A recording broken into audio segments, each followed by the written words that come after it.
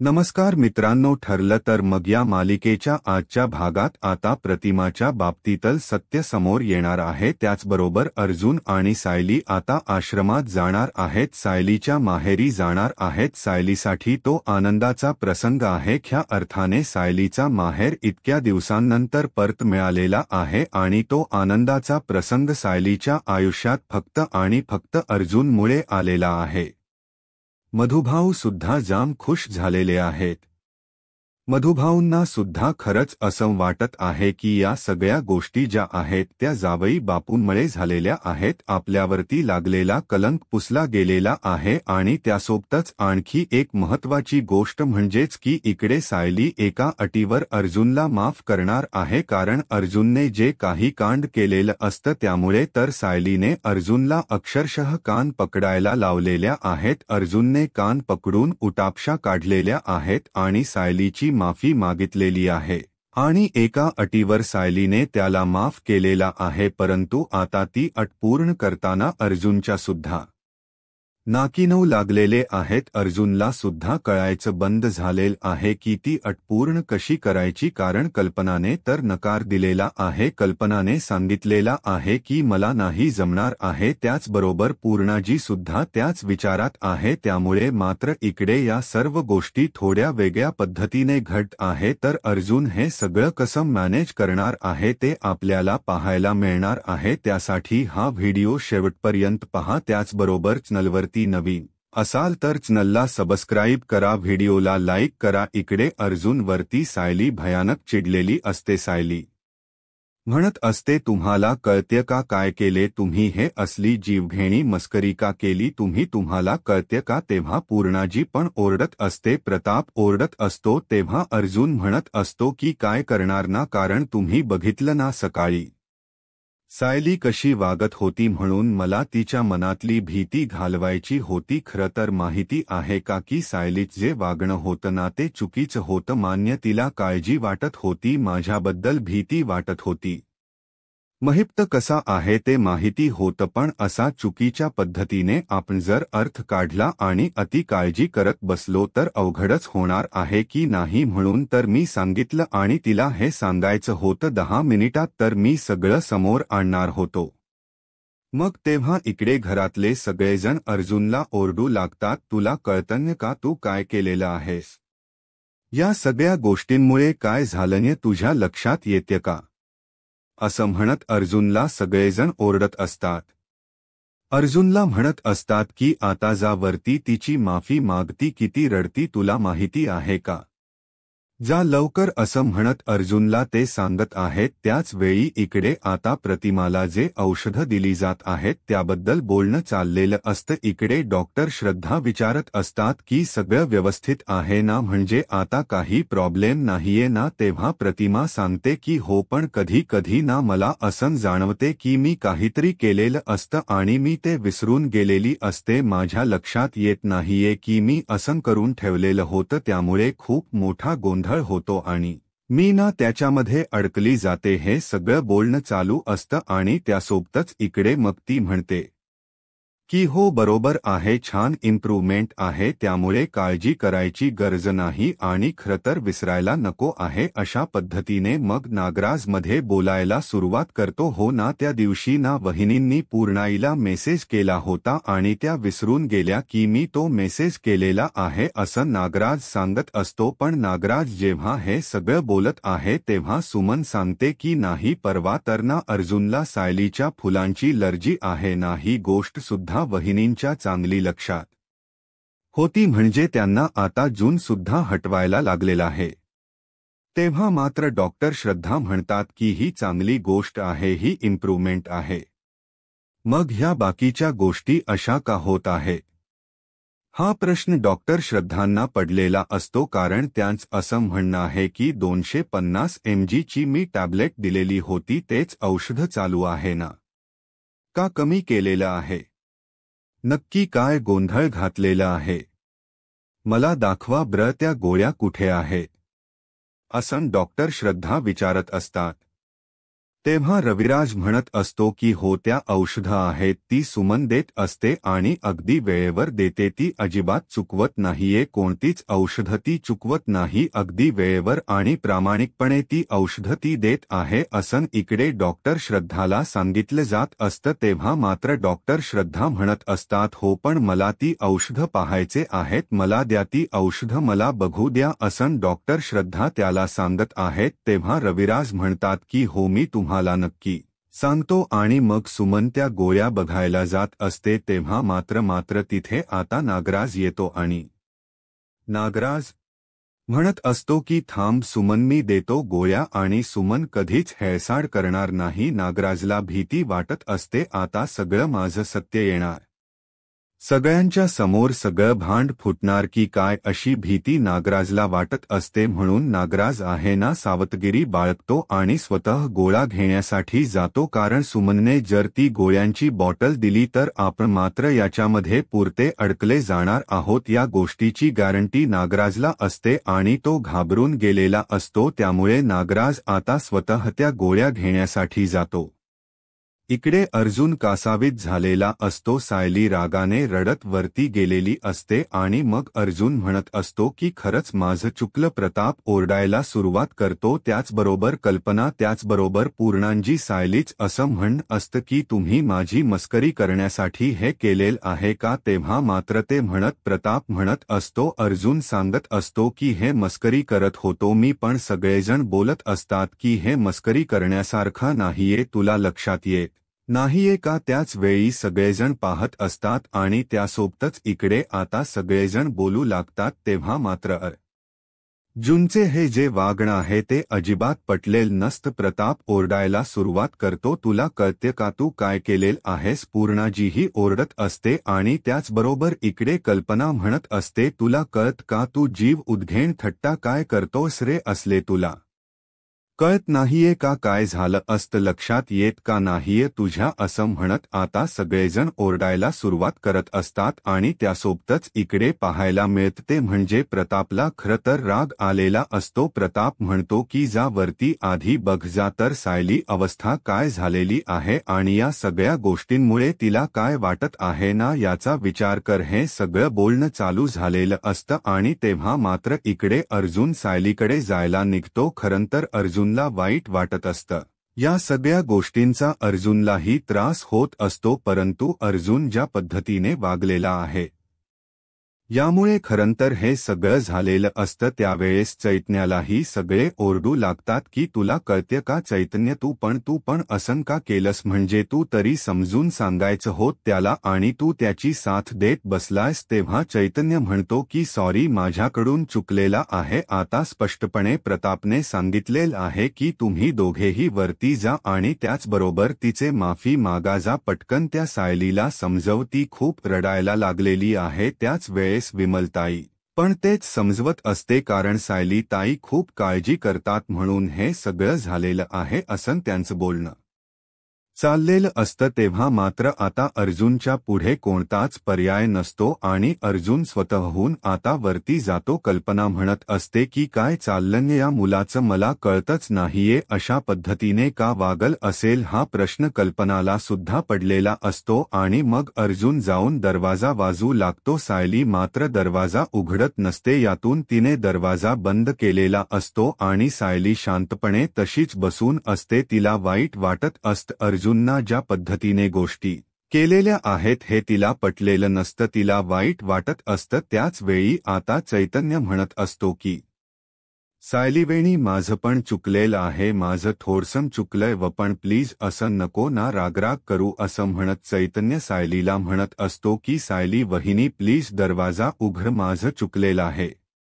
अर्जुन म्हणत असतो की बायको दरवाजा उघड ना प्लीज, माझं चुकलंय, मला माफ कर ना, मी तुला 10 मिनिटात सगळं सांगणार होतो, असं म्हणत तो ओरडायला सुरुवात करत असतो आणि तो बोलत असतो. तेव्हा मात्र सायली ऐकायलाच तयार नसते. सायली हट्टला भेटलेली असते की नाही, कारण जी काही गोष्ट घडलेली आहे ती अशाच पद्धतीने झालेली असते. आणि तेव्हा मात्र इकडे सायली उठते आणि दरवाजा उघडते. जेव्हा सायली दरवाजा उघडायला जाते तेव्हा अर्जुन आणि चैतन्य हात येतात. सायली दरवाजा उघडते पण एक शब्द सुद्धा बोलत नाही आणि ती आत येऊन आता पुन्हा बेडवरती बसते. अर्जुन आणि चैतन्य आत आलेले असतात. दोघांनाही खूप वाईट वाटत असतं की या सगळ्या गोष्टींमुळे सायलीला त्रास सहन करायला लागत आहे. या गोष्टीची त्यांनाही जाणीव झालेली असते म्हणून दोघेजण बोलत असतात. आत आल्या आल्या चैतन्य लगेचच इकडे कान पकडून सायलीची माफी मागतो. सायलीला म्हणत असतो की सायलीवेणी मला माफ कर, माझ्याकडून चूक झालेली आहे असं म्हणत तो माफी मागत असतो. परंतु सायली मात्र सरळ समजवण्याचा प्रयत्न करत असते. सायली म्हणत असते, तुम्हाला कळते का अर्जुन म्हण, तुम्ही 10 मिनिटात सांगणारच होतो हे सगळं नाटक आहे. सायली म्हणते पण 10 सेकंदात जर माझा जीव गेला असता तर तुम्हाला कळते का काय झालेलं आहे ते. एकतर तुम्हाला धमकी आलेली होती आणि त्यानंतर तुम्ही अशी मस्करी केलेली आहे. तुम्हाला कळत नाहीये कारण माझी अवस्था काय झालेली होती या गोष्टीचा तुम्ही विचारही करू शकत नाही असं म्हणत सायली चिडलेली असते, रागावलेली असते आणि ती बोलत असते. त्यासोबतच इकडे आता नागराज गोळ्या शोधत असतो. त्यावेळेस डॉक्टर श्रद्धांना हे सगळे जण सांगत असतात की वहिनीमध्ये खूप इम्प्रूव्हमेंट होत आहे असं सुमन सांगत असते, रविराज सांगत असतो. त्याचबरोबर आता जुन्या गोष्टीही आठवू लागलेल्या आहेत. त्यांना बऱ्याच गोष्टींचा उलगडा होत आहे. नागराजने आता ती बॉटल शोधलेली असते आणि ती बॉटल औषधाची तो खिशात ठेवू लागतो कारण काही झालं तरी डॉक्टर श्रद्धाकडे जर ते औषधाची बॉटल गेली तर आपण यामध्ये अडकले जाणार आहोत कारण डॉक्टर श्रद्धांचं तर म्हणणं आहे की 250 mg पेक्षा कमी याची गोळी द्यायचीच नाहीये आणि यांनी तर पूर्ण गोळ्याच बदलून टाकलेले आहेत. म्हणजेच आता ते पूर्णपणे त्याच्यामध्ये अडकले जाणार असतात कारण सुमन तर गोळ्या देत आहे, रेग्युलरली गोळ्या देत आहे. रविराजनेही तेवढं ठणकावून सांगितलेलं आहे की सुमन कधीच कोणता वेंधळेपणा करू शकत नाही, ती रेग्युलर गोळ्या देत आहे. त्याचबरोबर इकडे नागराज म्हणतो की नाही सुमन इथ बॉटल बघ ब्र. नागराजने बरोबर ती बॉटल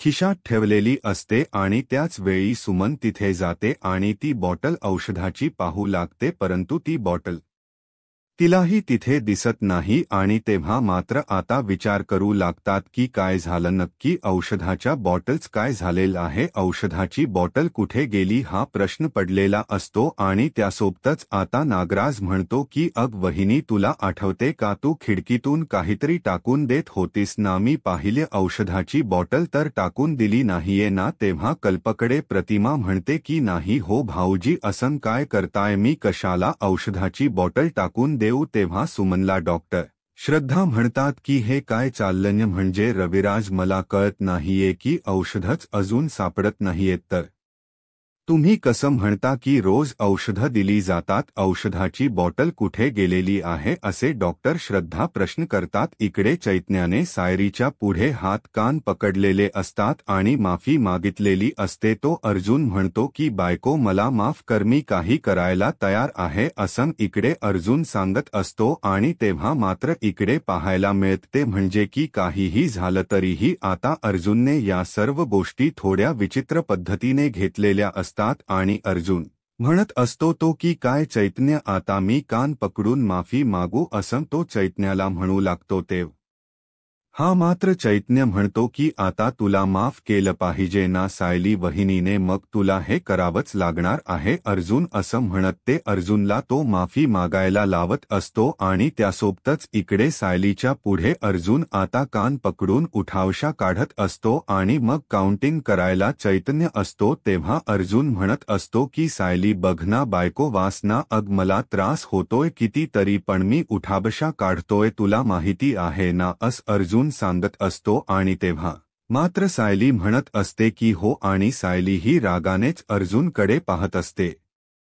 अर्जुन मात्र म्हणत असतो की बायको बघ ना 9 झालेत तरीही सायली ऐकतच नाहीये. ही गोष्ट अर्जुनच्या लक्षात येते. खूप छान असा मजेशीर हा किस्सा आहे. अर्जुन उठाबशा काढत असतो, यवळत असतो, त्याला असं वाटत असतं आता तरी सायली म्हणाव की बास झालं कारण अर्जुनचे पाय दुखत असतात पण सायली ऐकायलाच तयार नसते. इकडे प्रतिमा डॉक्टर सद्दांना म्हणते की नाही मी असं काही केलेलं नाहीये, कोणतीही औषधं मी टाकून दिलेली नाहीयेत, मला रोज सुमन गोळ्या देते आणि मी त्या रोज गोळ्या खात आहे. सुमनला सुद्धा नागराज म्हणतो की सुमनचा वेधळेपणा चालू असतो.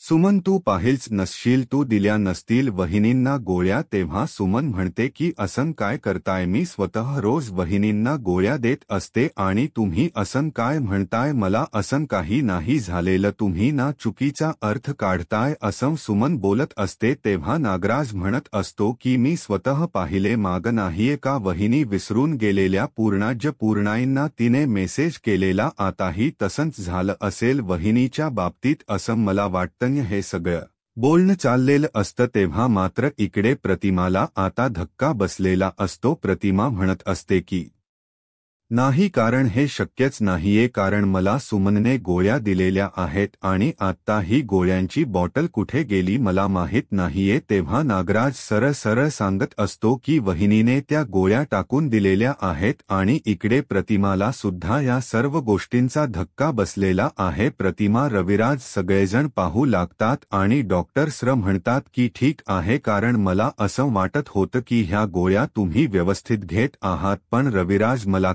हे पटलेलं नाहीये, कारण वहिनींना त्या गोळ्या देणं खूप गरजेचं आहे आणि त्या गोळ्या दिल्या जात नाहीयेत, ही गोष्ट चुकीची आहे असे इकडे रविराजला तिने सांगत असते. तेव्हा मात्र इकडे अर्जुन मात्र आता सायलीची माफीच मागत असतो. सायलीला म्हणत असतो की सायली मला माफ कर, काहीही झालं तरीही तो सायलीला म्हणत असतो की माझं चुकलेलं आहे, माझ्याकडून चूक झालेली आहे, मला माफ कर सायली असं म्हणत अर्जुन सायलीची माफी मागत आहे. चैतन्य मात्र हसत असतो. अर्जुन म्हणत असतो बास ना बायको, किती झाले बघ बर आता, तरीही सायली मात्र थांबायला तयार नसते आणि चैतन्य म्हणत असतो की अर्जुन तू रॉंग हे करतोयस, आता मला सांग किती झाले, फक्त 12 झालेले आहेत, अजून करायलाच लागणार आहे तुला, तू कितीही म्हणलास ना तरीही आता तर फक्त 12 झालेत, जोपर्यंत सालीबाईंनी सांगत नाही ना तोपर्यंत थांबायचं नाहीयस तू, असं सगळं बोलणं चाललेलं असतं आणि तेव्हा मात्र अर्जुन त्या सगळ्यांकडे पाहत असतो. अर्जुनला मात्र भारी वाटत असतं आणि सायली आता म्हणत असते की अहो भास्करा, कारण मला माहिती आहे तुम्ही कसे आहात ते, कारण मी जोपर्यंत ऐकणार नाही तोपर्यंत तुमचं हे नाटक जे आहे ना ते थांबणार नाहीये, पण माझी एक अट आहे, एका अटीवरती मी तुम्हाला माफ करेल, अशा पद्धतीने सायलीने अट घातलेली असते. तेव्हा मात्र आता सायलीची अट कोणती आहे हा प्रश्न इकडे अर्जुनला पडलेला असतो. अर्जुनला ती म्हणते की मी माहेरी निघून जाईल, आता जर तुम्ही ऐकलं नाही तर अर्जुन म्हणतो काय माहेर निघून जाशील असं का, पण मी काय केले तीन, तो म्हणतो की पण ती म्हणते की मग मी पूर्णाई बाबा आई सगळ्यांना घेऊन माहेर निघून जाईल असं सायली बोलत असते. तेव्हा अर्जुन म्हणतो की जाम. तेव्हा मात्र आता अर्जुनच्या लक्षात येत की अरे आपण असं म्हणायला नको होतं, असं अर्जुनला वाटू लागतं आणि तेव्हा मात्र इकडे अर्जुन म्हणत असतो की नाही तसं नाही. मग सायली म्हणते अरे ही तर आयडिया खूप छान आहे, म्हणजे मी या सगळ्यांना आजपर्यंत कधी माहेरी बोलावलेलंच नाहीये, त्यामुळे यांना सगळ्यांना माहेरी घेऊन जाता येईल मला आणि 2.5 वर्षांनी आमचं हक्काच घर आम्हाला मिळालेलं आहे. इकडे डॉक्टर सदानी आता डोसेस वाढवलेले असतात आणि त्या गोळ्या दिलेल्या असतात, पण इकडे प्रतिमा मात्र विचार करत असते. ती म्हणत असते की पण अशी वेळ का येते माझ्यावरती, का मला असं वाटते की मी गोळ्या घेते आणि मला त्याचा आता फरक पडत नाहीये, नक्की काय रिजन आहे असा विचार इकडे प्रतिमा करू लागते. आता रविराजला डॉक्टरांनी स्पष्टपणे सांगितलेलं आहे की आता कोणताही गोंधळ घालायचा नाही, हा गोळ्या व्यवस्थित गेल्या पाहिजेत. इकडे आता अर्जुनला सायलीने सांगितले की या सगळ्यांना घेऊन आई पूर्णाजी त्याचबरोबर बाबा या सगळ्यांना घेऊन मला माहेरी जायच, आता तुम्हाला माझी ही इच्छा पूर्ण करावी लागेल. तेव्हा अर्जुन म्हणतो की बायकोला म्हणवण्यापेक्षा हे सोप आहे, करेल मी, होईल मला, असं अर्जुन सांगू लागतो आणि अर्जुन म्हणतो की आत्ता जातो आणि करतो पूर्ण. आणि अर्जुनला वाटत असते की हे सोप आहे, पण त्याला कुठे माहिती आहे की आता घरी जा घरातल्या सगळ्यांचं मन कसं वळवायचं, कारण अजूनही त्यांच्या मनातले राग गेलेले नाहीत, ही गोष्टही तेवढीच खरी आहे. त्याचबरोबर अर्जुन सायली सगळेजण खाली येतात तेव्हा प्रताप सायलीला म्हणू लागतात की हे बघ सायली, त्याने ते मिटले ना, तू त्याला माफ केलेस ना तरच मी त्याच्याशी बोलणार आहे, नाहीतर मी त्याच्याशी बोलणार नाहीये, कारण मला काय त्याचं वागणं पटलेलं नाहीये असं प्रतापचं म्हणणं असतं. तेव्हा मात्र सायली म्हणत असते की हो मी केले, त्यांना माफ बोला तुम्ही, असं सगळं बोलणं चाललेलं असतं आणि त्याचबरोबर हे सगळं चालू झालेलं आहे. आणि त्यावेळेस सायली म्हणत असते पण बाबा माझी एक अट आहे. पूर्णाजी म्हणते की आता काय? तेव्हा अर्जुन सांगू लागतो की माझ्या बायकोची अशी इच्छा आहे की आपण सगळ्या तिच्या माहेरी जेवायला जावं असं बोलणं आहे. तेव्हा कल्पना पाहू लागते. तेव्हा सायली म्हणते की बाबा आम्हाला असं वाटते की 2.5 वर्षांनी आम्हाला आमचं घर मिळालं ना तर तुम्ही सगळ्यांनी घरी जेवायला यावं, तुमचा मानपान केला पाहिजे असं ती बोलते. तेव्हा कल्पना म्हणते हो आले होते ना एकदा. तेव्हा सायली म्हणते तेव्हा आई तुम्ही त्या मानाची जी वस्त्र होती पूजेची ती द्यायला आला होतात ना. कल्पना म्हणते एकदा येऊन झालंय ना मग आता कशाला असं कल्पनाच बोलणं असतं, पण सायलीने तिला सांगितलेलं असतं. तेव्हा इकडे प्रताप त्याचबरोबर सगळ्यांना विचारलं जातं. तेव्हा मात्र कल्पना सांगते की स्पष्टपणे मला नाही जमणार आहे, मी नाही येणार आहे. हे सगळं जेव्हा घट आहे तेव्हा मात्र आता इकडे सायली, पूर्णाजी त्याचबरोबर सगळेजण पाहत असतात. कल्पना स्पष्टपणे सांगते की मला नाही जमणार आहे, मी नाही येणार आहे. एवढं स्पष्टपणे सांगून कल्पना तिथून निघून जाते. आणि त्याच वेळी पूर्णाजी आता सायली आणि अर्जुन पूर्णाकडे पाहू लागतात. पूर्णाजीला म्हणतात की तुम्ही? पूर्णाई म्हणते की माझे पण गुडघे खूप दुखतात ना रे, मलाही नाही जमणार. चैतन्य म्हणतो की चला मी ना ह्याच्या आधी खूप वेळा तिथे आलेलो आहे, पण केस संदर्भात आलेला आहे, त्यामुळे आता मी जो येणार आहे तो म्हणजे माझ्या जावयाचा मित्र म्हणून येणार आहे आणि तो मानपान मिळायला पाहिजे. तेवढ्या चैतन्याला आठवते की नाही पुण्याला जायचे उद्या एका साखरपुड्यासाठी, तोही नाही म्हणतो. पूर्णाजी म्हणते माझे गुडघे खूप दुखतात म्हणून पूर्णाही आत निघून जाते. प्रताप म्हणतो की आता करायचं काय? उद्याच्या भागात आपल्याला पाहायला मिळणार आहे की प्रताप म्हणतो की सायलीने एवढं प्रेमाने आपल्याला बोलावलेलं आहे तर पूर्णाई आपण गेलं पाहिजे. त्याचबरोबर इकडे रविराज आणि प्रतिमा बोलत असतात. रविराज म्हणतात की किती निरागस होती ना आपली छोटी ती, त्या आश्रमात लहानाची मोठी झाली, तिथे ती गेली ना. मला असं वाटतं की त्या आश्रमात तिला एवढं लहानाचं मोठं केलं, वाढवलं आणि आपण काय केलं त्यांच्यावरती अविश्वास दाखवला असं रविराजांचं म्हणणं असतं. तेव्हा प्रतिमा म्हणते की मग आपण जाऊया का आज आश्रमात असं रविराजांना ती विचारते. तेव्हा रविराज म्हणतात की हो चालेल. आणि आता मग रविराज आणि प्रतिमा तेही जाणार आहेत. इकडून पूर्णाजीला आता प्रताप म्हणत आहे की पूर्णाही बघतो म्हणजे तसं तर त्यांची काहीच चूक नाहीये ना, उगाच त्या व्यक्तीला एवढी शिक्षा भोगायला लागलेली आहे आणि तीही आपल्या तन्वीमुळे भोगायला लागलेली आहे. हे ऐकल्यानंतर आता पूर्णाजी ही तयार होत आहे, परंतु लगेचच कल्पना म्हणत असते की म्हणजे पूर्णाई तुमच्या डोक्यात तर नाही ना तिकडे जायचं बोलवलं म्हणून. पण आता या दोघा सगळ्यांचे विचार चालू असतात. तोपर्यंत अर्जुन आणि सायली तिथं आश्रमात पोहोचलेले असतात आणि मधुभाऊ म्हणतात की कुसुंबग जावई बापू आणि लेक आली असं म्हणत त्यांना इतका आनंद झालेला असतो ते ओढतच बाहेर येतात. सगळ्यांना बाहेर बोलवतात. सायली पण सगळ्या मुलांना भेटते, सगळ्यांशी बोलत असते, सगळेजण खुश झालेले असतात. तर सायली म्हणते की मधुभाऊ आपला वात्सल्य आश्रमाचा बोर्ड लावायचा राहिला ना. तेव्हा मधुभाऊ म्हणतात की हो, आणि मग अर्जुन तो वात्सल्य आश्रमाचा बोर्ड लावतो आणि मग सायली म्हणते की हीच आपली विजयाची निशाणी आहे असं सायली सांगत आहे. सगळेजण टाळ्या वाजवत आहेत. आता पुढे काय होईल हे पाहायला आत्ताच माझा महाराष्ट्र या यूट्यूब चॅनलला सबस्क्राईब करा. धन्यवाद.